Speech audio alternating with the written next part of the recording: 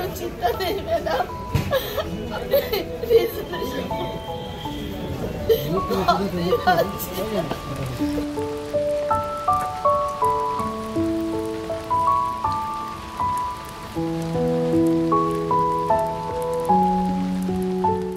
হৃদরোগে আক্রান্ত হয়ে মৃত্যু হল কালীগঞ্জের তৃণমূল বিধায়ক নাসির উদ্দিন আহমেদের। শনিবার রাত 11:50 নাগাদ বাড়িতেই তিনি অসুস্থ হয়ে পড়েন। সঙ্গে সঙ্গেই তাকে পলাশীর মীরা প্রাথমিক স্বাস্থ্যকেন্দ্রে নিয়ে যাওয়া হয়, কিন্তু সেখানে নিয়ে গেলে চিকিৎসক তাকে মৃত বলে ঘোষণা করেন। মৃত্যুকালে তার বয়স হয়েছিল 71 বছর।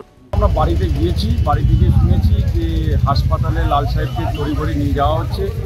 উনি কালকে বাড়িতে একটু খাওয়া দাওয়া করে একটু বিশ্রামের জন্য বসেছিলেন, হঠাৎ বুকের যন্ত্রণা হচ্ছে বললেন। বুকের যন্ত্রণা হওয়ার সঙ্গে সঙ্গে সবাই ছুটোছুটি করে ওপর থেকে নামালেন, হাসপাতালে নিয়ে গেলেন। তখন 11:53 ডাক্তারবাবু ঘোষণা করলেন নাসির উদ্দিন আহমেদ মহাশয় মৃত বলে ঘোষণা করলেন। নাসির উদ্দিন আহমেদ 2011 ও 2021 সালে বিধানসভা নির্বাচনের কালীগঞ্জ বিধানসভা থেকে তিনি তৃণমূলের বিধায়ক হন। রাজনীতির ময়দানে তিনি লাল নামেই পরিচিত ছিলেন। পেশায় আইনজীবী নাসির উদ্দিন আহমেদ 2016 সালেও নির্বাচনে লড়েন, কিন্তু সেবার কংগ্রেস সিপিএম জোটের প্রার্থী শেখ হাসানুজ্জামানের কাছে পরাজিত হন। তার মৃত্যুতে স্বাভাবিকভাবেই শোকের ছায়া নদিয়ার রাজনৈতিক মহলে। নদিয়া থেকে সুরজিৎ দাসের রিপোর্ট, ওমকার বাংলা।